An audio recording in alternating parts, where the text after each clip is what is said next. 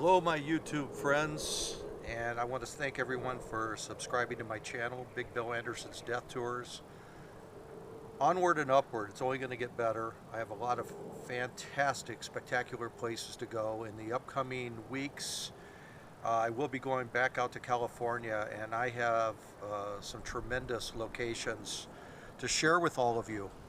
As you know, for many years I've gone to haunted death tours, haunted houses, cemeteries, celebrity homes, filming locations, some pretty much off the beat attractions, roadside attractions. Well, I've got a lot more planned coming up, so please bear with me.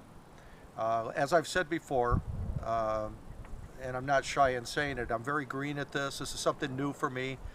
I'm used to taking mostly just photographs wherever I go, so I'm going to try to not only do my photographs, of course, but I'm going to also include videos.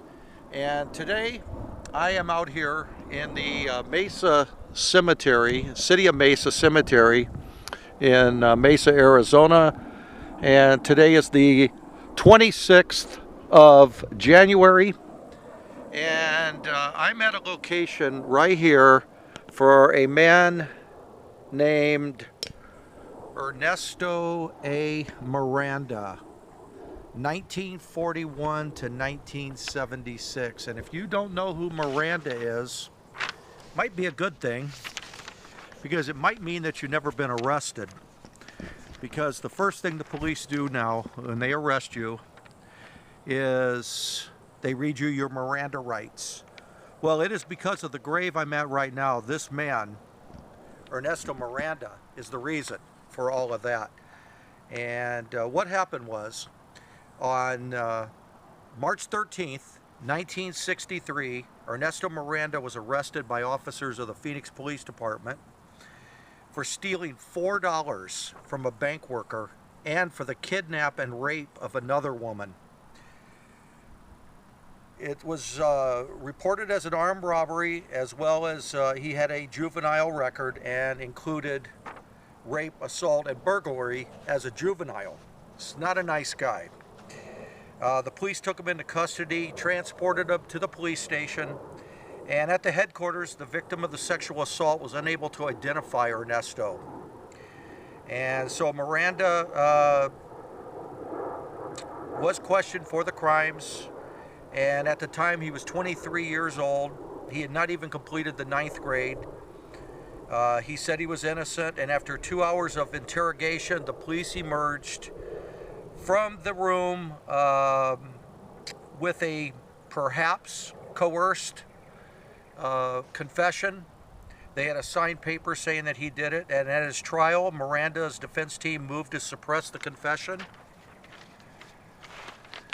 And for the grounds that the suspect was not made aware of his Fifth Amendment right against self-incrimination.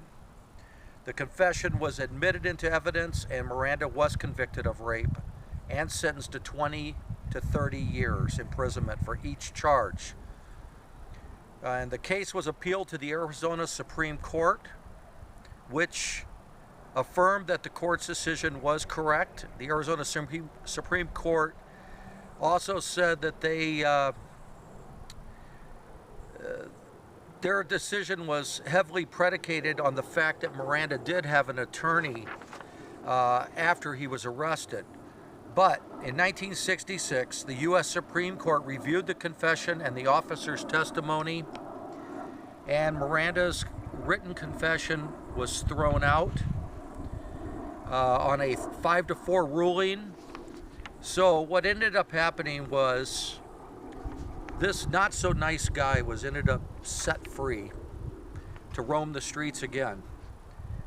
But it didn't last long.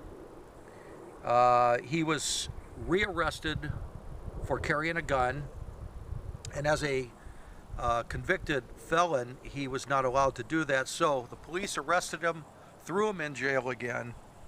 And in 1975, he was finally paroled.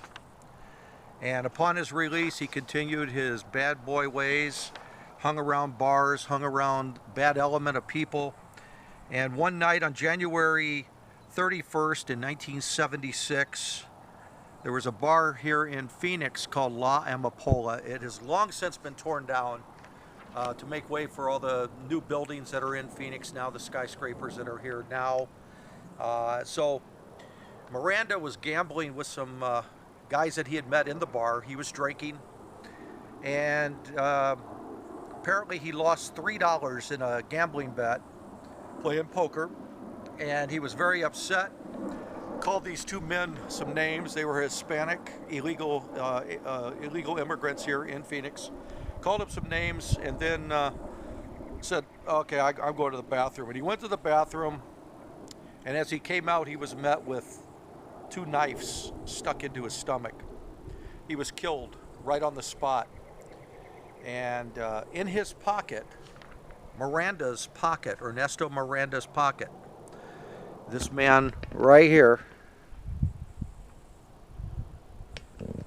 in Ernesto Miranda's pocket was Miranda cards that he would take around Phoenix and sell to people for 35 to 50 cents an autographed card, a Miranda card. And that's how he made his beer money and his drinking money and his partying. And so they found those Miranda cards in his pocket, the police did. One of the 2 suspects had ran away from the scene. The other one stayed there. And irony of all ironies, naturally, the police standing over Ernesto Miranda's dead body read the suspect his Miranda rights. So, you know, I just wanted to tell this little story in case you were ever arrested or you ever wondered where the Miranda deal comes from. I didn't know until a couple years ago when I first came out here to this grave in City of Mesa Cemetery. And so I just wanted to share this with you. And this is just a quick video, nothing fancy, nothing spectacular. Maybe small history lesson, legal lesson perhaps. But this is Ernesto Miranda, the man for the reason that we have what they call Miranda rights. So, Big Bill Anderson here in the City of Mesa Cemetery. Video number 3 is in the books. And again, I want to thank all my subscribers. It's onward and upward. It's going to get better. I have a lot of great locations. You're going to really enjoy some of the places I'm going to go to. And I just want to say thanks again. And have a wonderful day, everyone. Big Bill Anderson saying adios, amigos.